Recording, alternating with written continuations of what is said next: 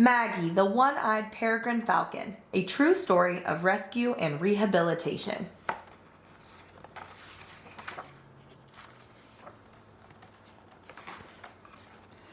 Not all birds live in trees. Maggie is a 2-month-old peregrine falcon and she is a city bird. She lives in her parents' nest on the top of a very tall building. She cannot fly yet, but she loves to see all the action on the busy streets below.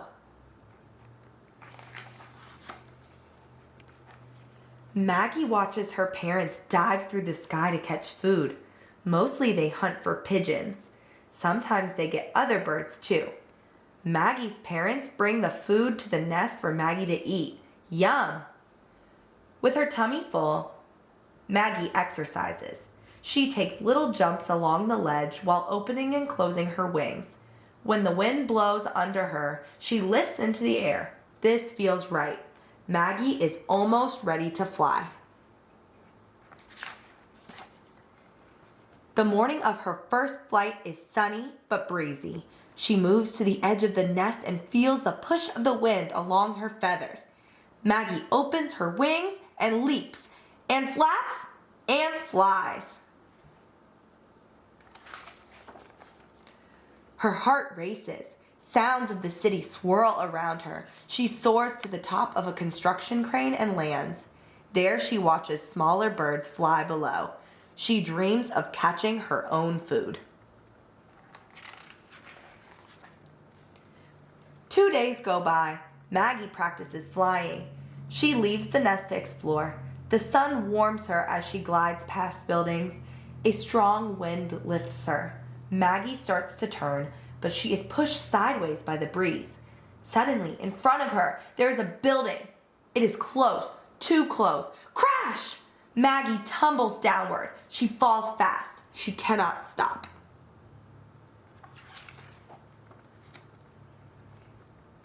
And then she is on the ground. The pavement is hot. There are people everywhere. They lean in close. Maggie realizes that her beak hurts. Her eyes aren't working right.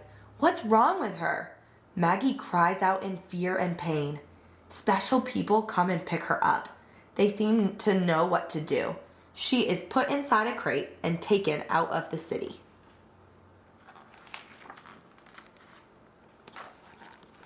The people move her into a building. They call the place a wildlife hospital.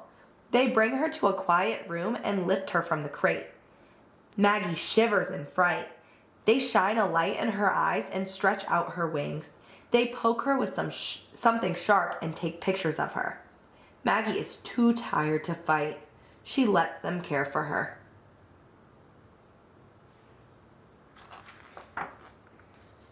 Days pass and the doctors keep checking on Maggie. She learns that her left eye was damaged when she hit the building. Plus, the tip of her beak broke off. Luckily, the x-rays show that she didn't break any bones, and her beak will grow back as good as new.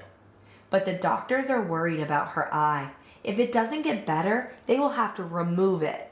If they remove it, Maggie can never return to the wild.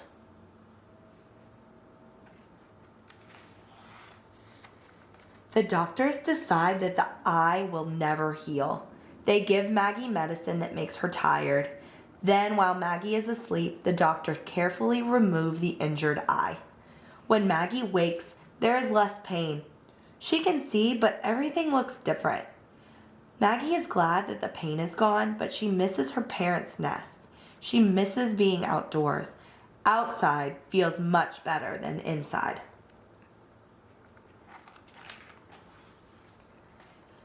The people seem to notice her sadness. They move her to a large outdoor play area. The fresh air feels warm and warm sun feel good against her feathers. Maggie has a place to perch and space to fly. A small bird gets into her play area, and Maggie feels hungry. She flies high into the air and dives towards the bird. Down, down she comes, and she misses it. Now Maggie understands. Without her left eye, she cannot catch her own food. Peregrine falcons need both eyes to hunt. The people teach Maggie to sit on their arms. Their eyes are kind and their voices are soft. They reward her with tasty bites of food. The people tell Maggie that she will be an education bird. She will live at the Wildlife Center and she will teach children and adults about peregrine falcons. This news makes Maggie happy. She has learned to like it there.